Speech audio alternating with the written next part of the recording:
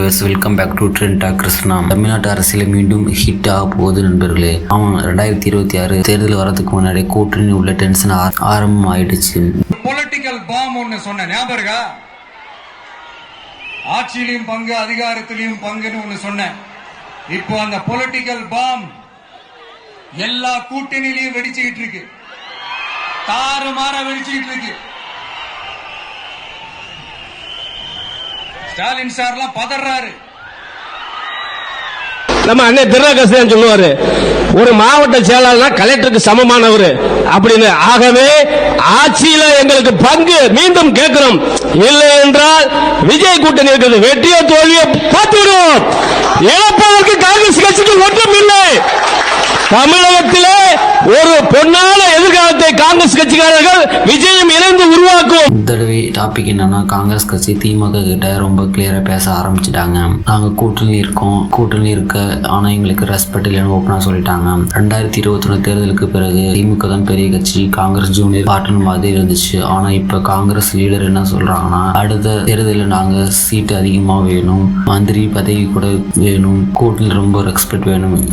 இதுவே பெரிய பேச்சா மாறிடுச்சு. சில காங்கிரஸ் லீடர் ஓவரா பேசிட்டாங்கன்னு கூட சொல்றாங்க. திமுக நம்மை சைலண்டா பண்றாங்கன்னு குற்றச்சாட்டு. அதுல இன்னொரு ஷாக்கிங் விஷயம் என்னன்னா, சில மறைமுக நடிகர் விஜய் கட்சி தமிழக வெற்றிகளுக்கு ஆப்ஷனாக பேச ஆரம்பிச்சுட்டாங்க. அதாவது டிஎம்கே இல்லைன்னா வேற கூட்டணி பார்க்கலாம் என சிக்னல். இது அரசியல் வட்டாரத்தை பெரிய அதிர்ச்சியா இருக்குங்க.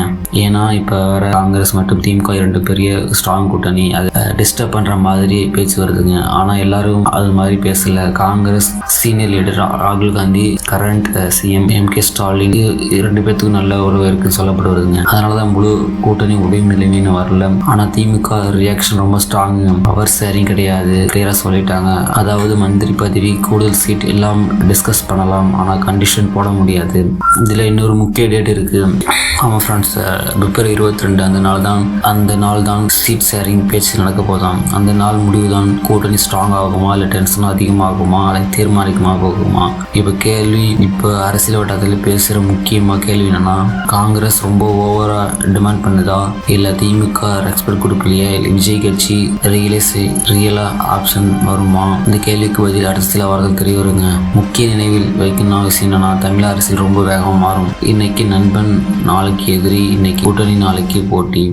அதெல்லாம் இந்த டென்ஷன் இன்னும் எவ்வளோ பெரிய விஷயம் மாறும்னு பார்க்கணும். நீங்கள் என்ன நினைக்கிறீங்க? காங்கிரஸ் சரியாக பேசுதா இல்லை திமுக சரியா? கமெண்ட் சொல்லுங்க. வீடியோ பிடிச்சா லைக் பண்ணுங்க. இன்னும் இப்படிப்பட்ட அரசியல் அப்டேட்டுக்கு சப்ஸ்கிரைப் பண்ண மறக்காதீங்க. நெக்ஸ்ட் வீடியோ மீட் பண்ணலாம். Thank you friends.